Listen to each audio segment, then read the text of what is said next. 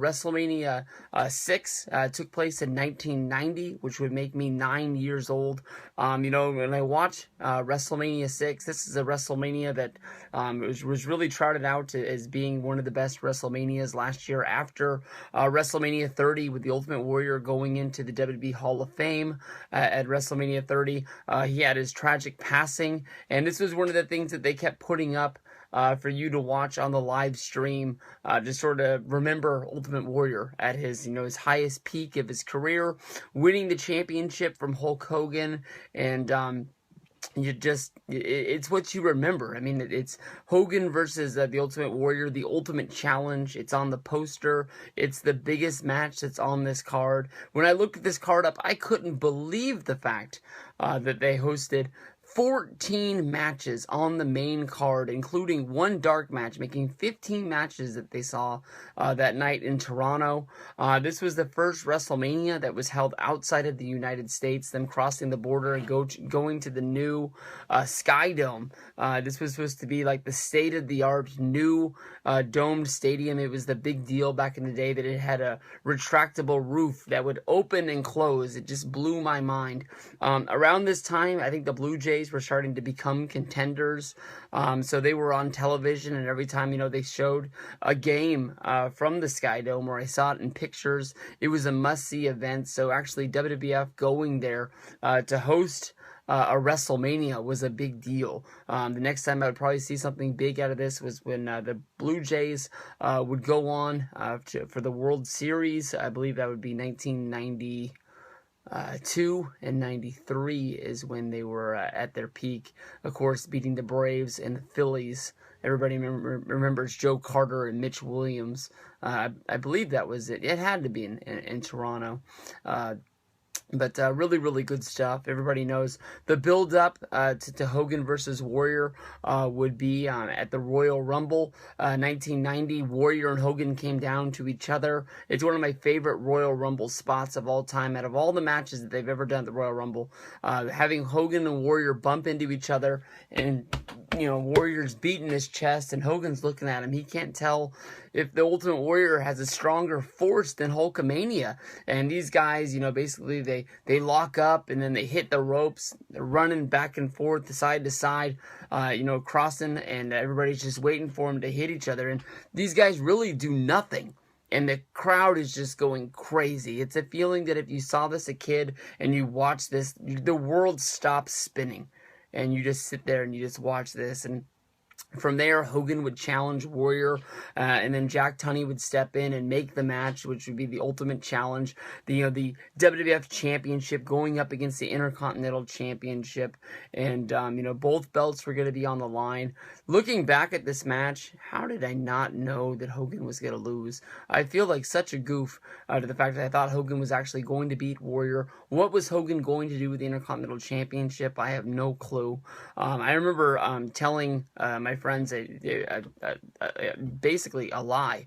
I remember telling my friends that after Warrior had taken the WWF Championship and become WWF Champion, of course he was going to, before they had crowned a new Intercontinental Champion.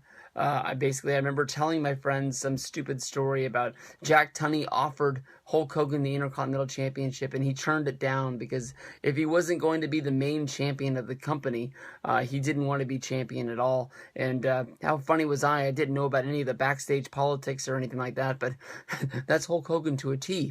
But I remember that from hearing Dave Meltzer with Wrestling Observer and things like that basically the plan for Hogan and Warrior was that basically Ultimate Warrior was going to become the face of the company. Shortly after this, Hulk Hogan left WWF to go film, I believe, Suburban Commando. It was a big movie with Christopher Lloyd, and I can't remember who the actress is, but she was the actress from the Popeye movie with Robin Williams. She played Olive Oil in that, and I guess that was sort of like a big star at the time. Me not being remember her name all these years later. I guess she's not the biggest star in the world. But Hulk Hogan was like a alien from outer space that came here to protect the Earth. I remember the movie. I don't remember the plot that well. It also stars a Undertaker. I believe it's the only movie that he's ever been in.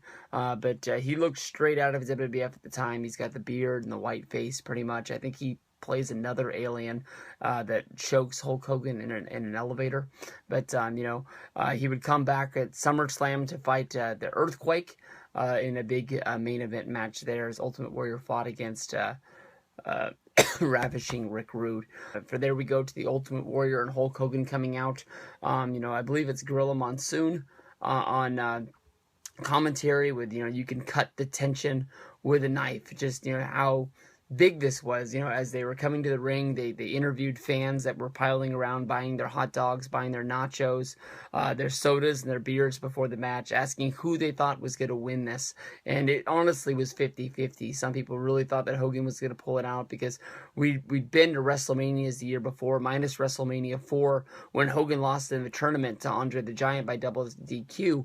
We'd never seen Hogan lose a big match on the big stage.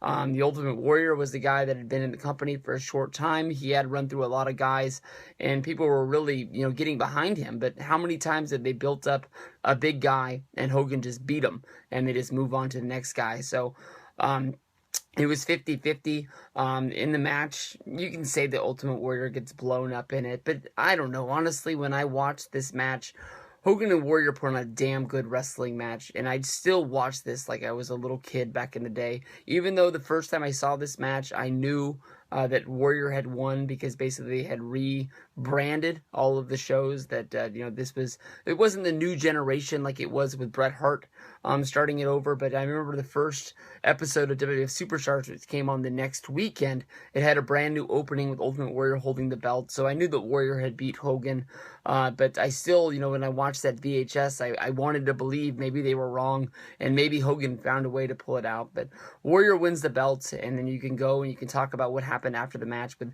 Hogan going out of the ring and crying, and taking the belt, handing it to Warrior, sort of passing the torch, and then the camera staying on Hogan as he pulls away. A lot like with Rock and Cena after WrestleMania 29, the camera stayed on Rock, and Cena just stood at the top of the ramp, just waiting for the camera to finally pick up on him, like, hey, I won the match. It's basically a lot of the same thing, but the fireworks go off. WrestleMania 6, damn good WrestleMania. Should be on your list. If you've got a few days and you got some time, make sure you watch this one before WrestleMania 31.